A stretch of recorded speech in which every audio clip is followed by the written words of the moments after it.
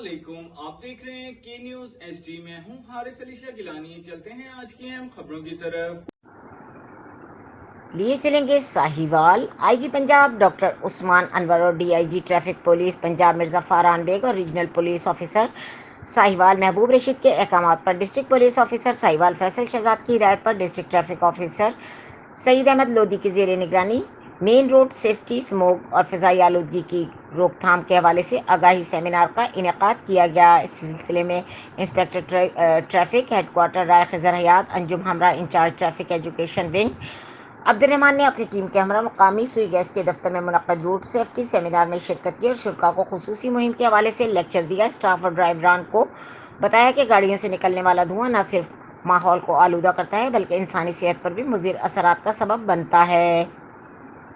Smoke और फ़ज़ाई आलूदगी की रोकथाम के लिए धुआं छोड़ती गाड़ियों को बर वक्त मरम्मत करवाएं। इस मुहिम के दौरान धुआं देने वाली और रूट परमिट फिटनेस सर्टिफिकेट के बगैर चलने वाली कमर्शियल गाड़ियों को रोकथाम, ड्राइविंग लाइसेंस और हेलमेट का इस्तेमाल यकीनी बनाने के लिए शहरियों को आगाही देने के साथ साथ खिलाफ वर्जी करने वाले ड्राइवरान के खिलाफ क्रैकडाउन भी जारी है।